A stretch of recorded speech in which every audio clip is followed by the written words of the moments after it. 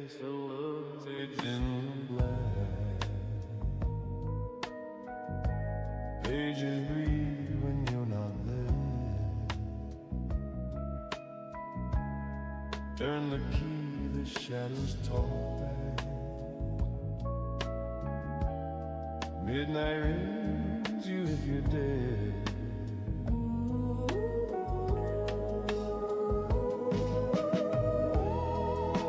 One more line, one more flight into the weird unknown. It's out tonight, and the rainbows of a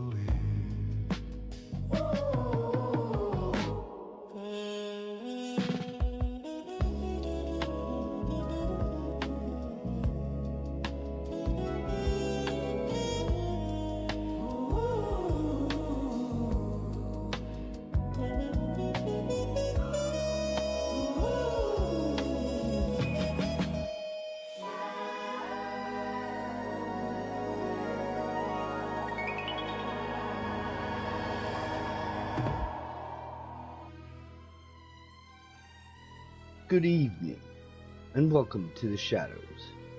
You're seated in a quiet study, far from the clamor of the world. The fire crackles low. A single lamp casts its golden pool across an open book. Tales carefully chosen. Tales that unsettled even the master of suspense himself. Outside, the rain taps against the window. Crows shift restlessly on the mantel. The chair beside the desk waits, empty, yet somehow expectant. This is Hitchcock's Tales That Terrify, Shadows from the Master, presented on SL Tonight.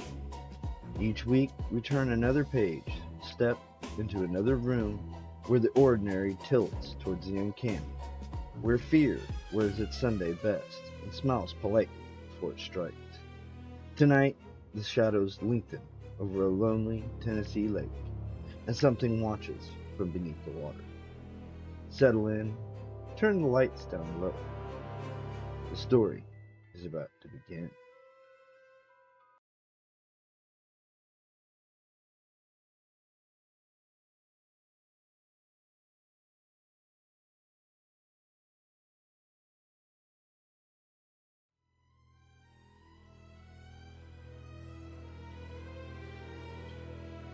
Good evening, delving into the depths, and welcome to episode 4 of Hitchcock's Tales That Terrify, Shadows from the Master on SL Tonight. Uncovering the Master's selected shivers, fusing his biography with stories that startled him. After Mortuary Macabre, we explore Men Without Bones by Gerald Kersh, a 1954 sci-fi horror from the anthology. Narrated by Dr. Goodbody, the tale recounts a jungle exposition beyond the Amer River, where he and Professor Yoward face perils like rapids and losses, allying with Ahu Indians. They discover a crashed Martian spacecraft and encounter gelatinous, boneless creatures, gray, humanoid horrors that ooze and feed disturbingly. A shocking revelation ties these beings to humanity's origins, flipping cosmology in a twist. Themes of otherness and alienation echo Hitchcock's evolving suspense. By 1939, Hitchcock left Britain for Hollywood, signing with David O. Selznick amid World War II tensions. This move brought creative clashes, but launched Rebecca, 1940, adapting Daphne du Maurier's novel into a gothic thriller. Men Without Bones parallels this transitional unease.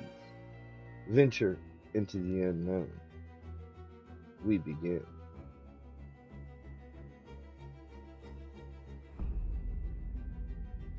We were loading bananas into the Claire Dodge at Porto Pobre when a feverish little fellow came aboard.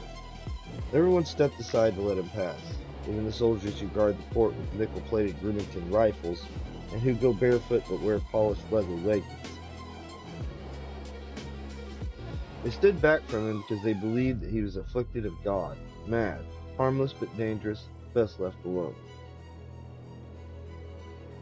All the time, the Naphthalithus flares were hissing, and from the hold came the reverberation of the roared voice of the foreman of the gang down below, crying, "Fruta! Fruta! Fruta!" The leader of the dock gang bellowed the same cry, throwing down stem after stem of brilliant green bananas. The occasion would be memorable for this, if nothing else. The magnificence of the night, the bronze of the Negro foreman shining under the flares, the jade green of that fruit, and the mixed odors of the waterfront. Out of the stem of bananas ran a hairy gray spider which frightened the crew and broke the banana chain, until a Nicaraguan boy, with a laugh, killed it with his foot. It was harmless, he said. It was about then when the madman came aboard, unhindered, and asked me, "Bound for where?" He spoke quietly, in a carefully modulated voice, but there was a certain blank, lost look in his eyes that suggested me that I keep within ducking distance of his restless hands, which, now that I think of them, put me in mind of the gray, hairy, bird-eating spider. "Mobile, Alabama," I said. "Take me along?" he asked. "None of my affair, sorry. Passenger myself," I said. "The skipper's ashore, better wait for him on the wharf. He's the boss." "Would you happen by any chance to have any drink about you?" Giving him some rum, I asked, "How come they let you aboard?" "I'm not crazy. Not actually. Little fever, nothing more. Malaria, dengue fever, jungle fever, rat bite fever. Feverish country this, and others of the same nature. Allow me to introduce myself. My name is Goodbody, Doctor of Science and of Osbaldeston University. Does it convey nothing to you? No? Well, then I was assistant to Professor Ewart. Does that convey anything to you? Ewart. Professor Ewart. Oh yes, he was lost, wasn't he? Somewhere in the upland jungle beyond the source of the Amer River? Correct, cried the little man who called himself Goodbody. I saw him get lost. "Fruta! Fruta! Fruta! Fruta!" came the voices of the men in the hold. There was a rivalry between their leader and the big black stevedore ashore. The flares sputtered. The green bananas came down, and a kind of sickly sigh came out of the jungle. Off the rotting river, not a wind, not a breeze, something like a foul breath of high fever. Trembling with eagerness and at the same time shaking with fevered chills, so that he had to use two hands to raise his glass to his lips. Even so, he spilled most of the rum. Dr. Goodbody said, "For God's sakes, get me out of this country. Take me to Mobile. Hide me in your cabin." "I have no authority," I said. "But you're an American citizen. You can identify yourself. The consul will send you home." "No doubt, but that would take time. The consul thinks I'm crazy too. And if I don't get away, I fear that I really will go out of my mind. Can't you help me? I'm afraid." "Come on now. No one shall hurt you while I'm around. What are you afraid of?" "Men without bones," he said, and there was something in his voice that stirred the hairs on the back of my neck. "Little fat men without bones." I wrapped him in a blanket, gave him some quinine, and let him sweat and shiver for a while, before asking, humoring him, "What men without bones?" He talked in fits and started in his fever, his reason staggering just the sight of delirium. What men without bones? There are nothing to be afraid of, actually. It is they who are afraid of you. You can kill them with your boot or with a stick. There's something like jelly. No, it's not really fear. It's the nausea, the disgust they inspire. It overwhelms. It paralyzes. I've seen a jaguar, I tell you, a full-grown jaguar, stand frozen while they clung to him in hundreds and ate him up alive. Believe me, I saw it. Perhaps in some oil they secrete, some odor they give out. I don't know. Then, weeping, Dr. Goodbody said, "Oh, nightmare, nightmare, nightmare! To think of the depths to which a noble creature could be degraded by hunger. Horrible, horrible. Some debased form of life that you found in the jungle above the source of the Amer," I suggested. "Some degenerate kind of anthropoid?" No, no, no. Men. Now surely you remember Professor Yeoward's ethological expedition.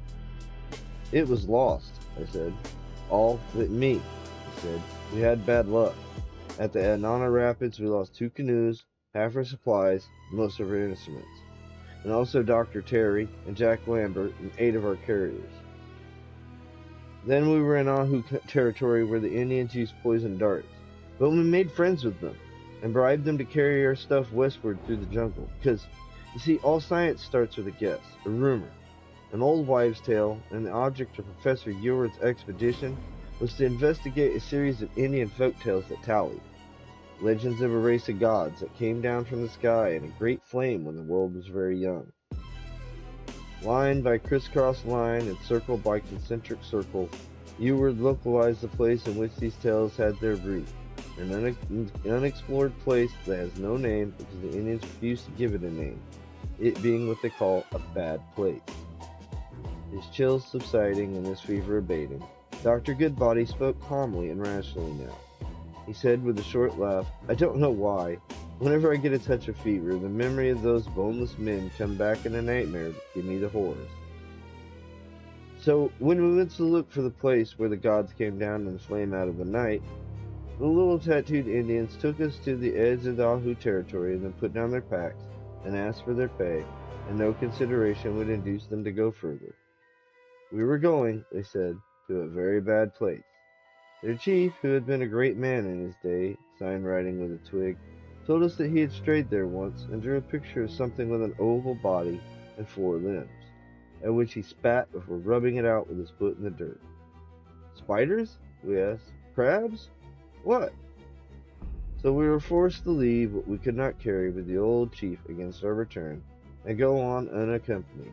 Eward and I through 30 miles of the rottenest jungle in the world. We made about a quarter of a mile in a day, pestilential place. When that stinking wind blows out of the jungle, I smell nothing but death and panic.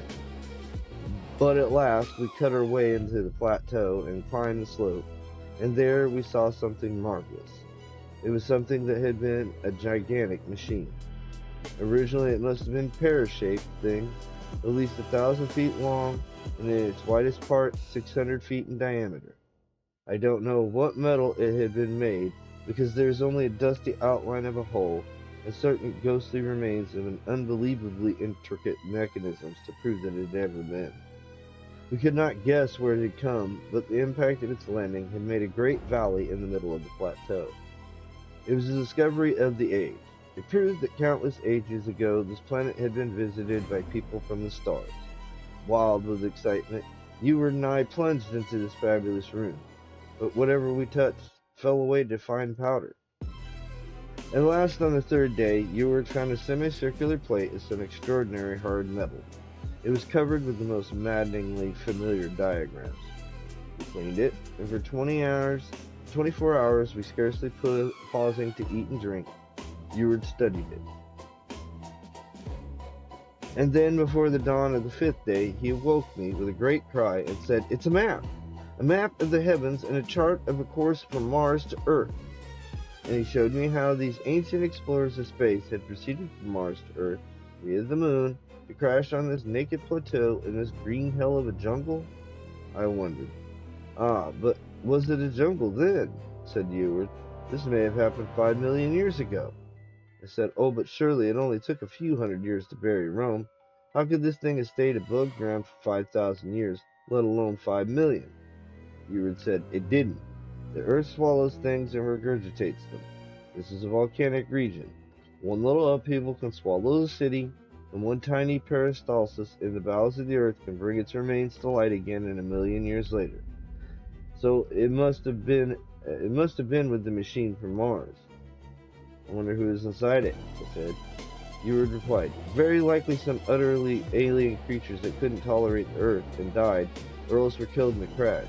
No skeleton could survive such a space of time." So we built up the fire, and Eward went to sleep. Having slept, I watched. Watched for what? I didn't know. Jaguars, peccaries, snakes.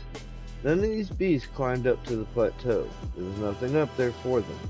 Still, unaccountably, I was afraid. There was this weight of ages on the place. Respect old age, one is told.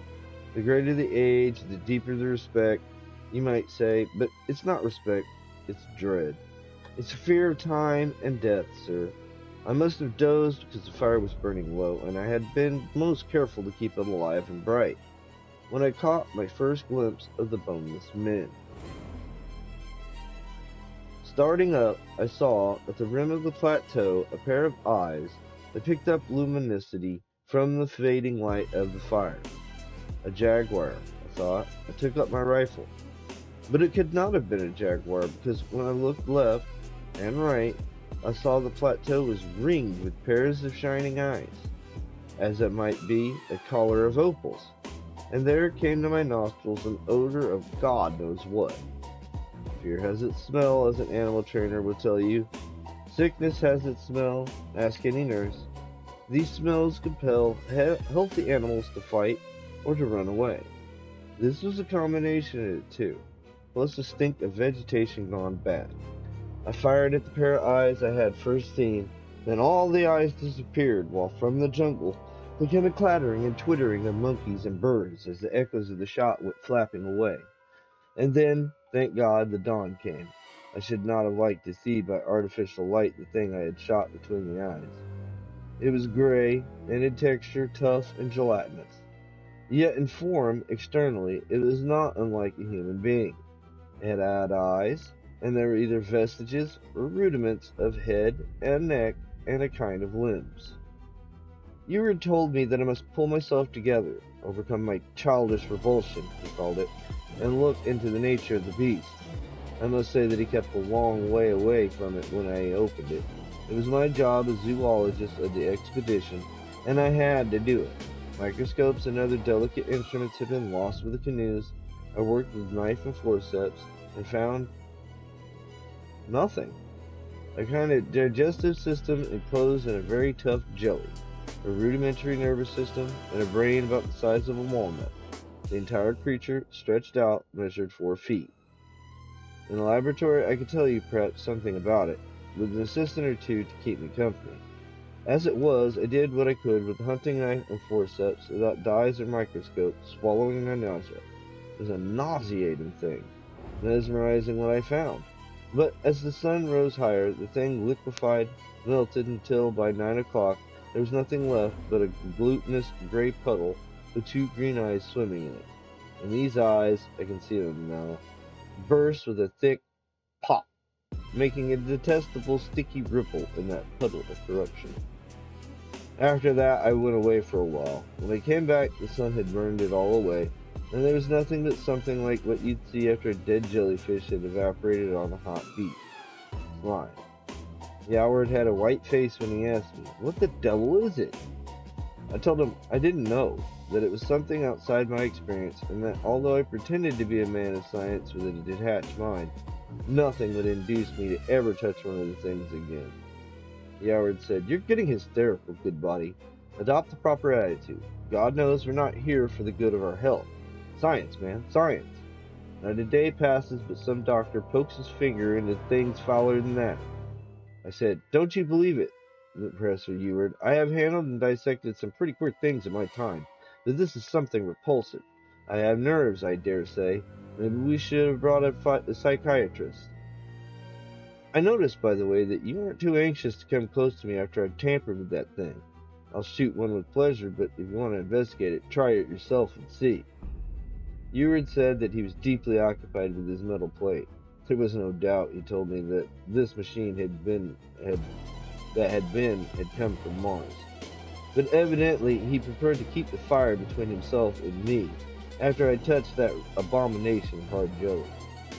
Howard kept himself to himself, rummaging in the room. I went about my business, which was to investigate forms of animal life. I don't know what I might have found, if I had had.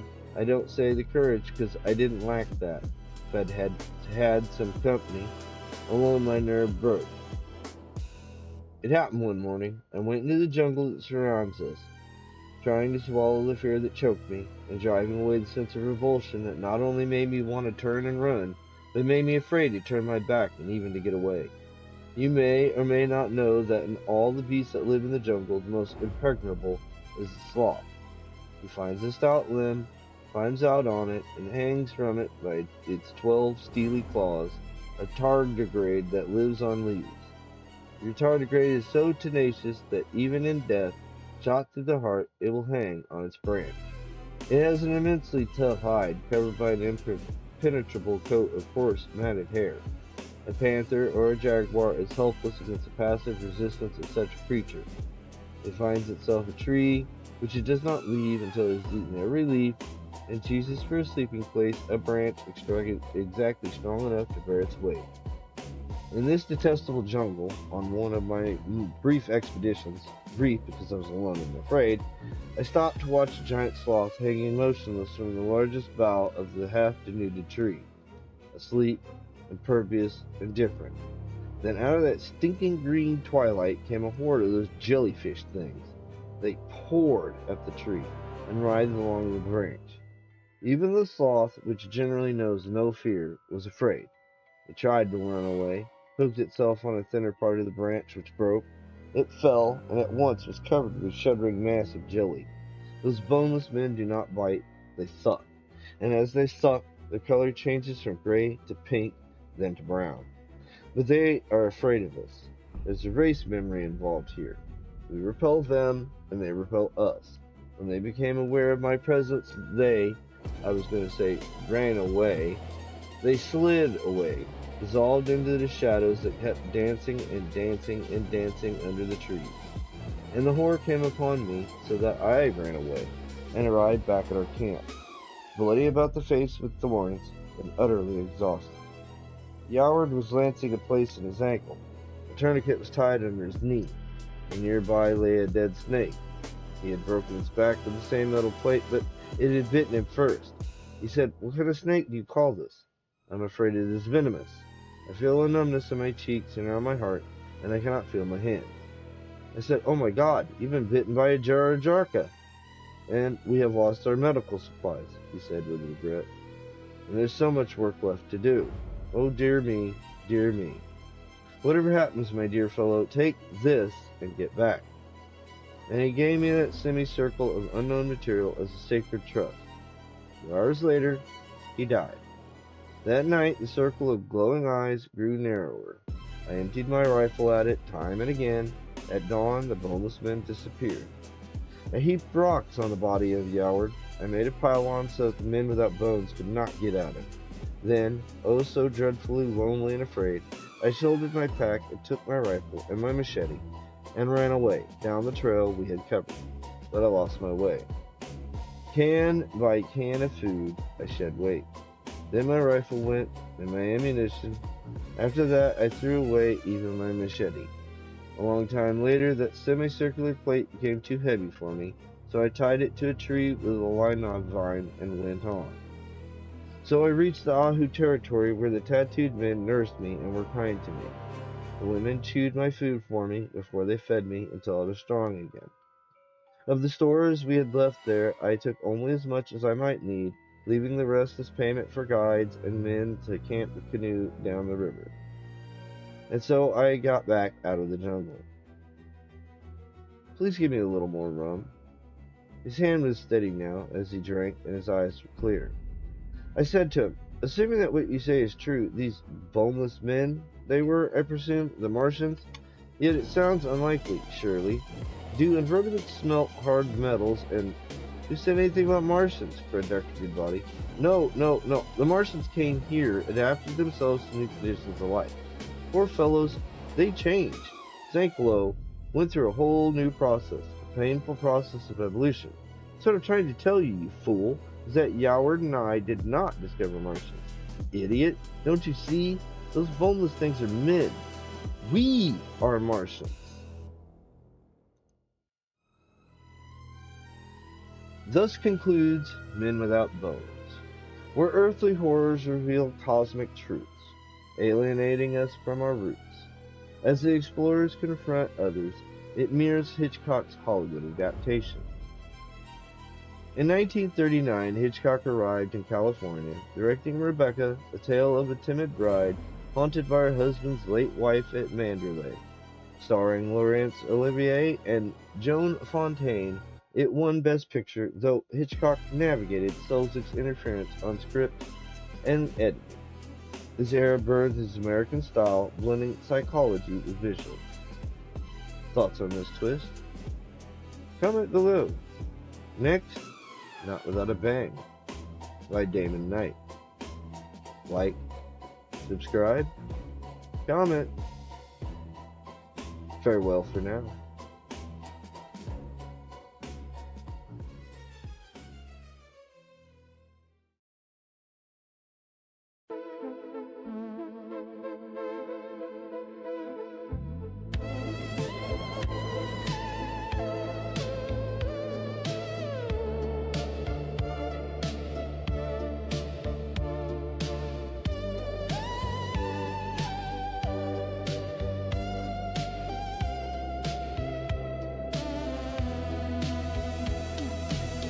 Rockets resting in green afternoon light. Typewriters dreaming all through the night.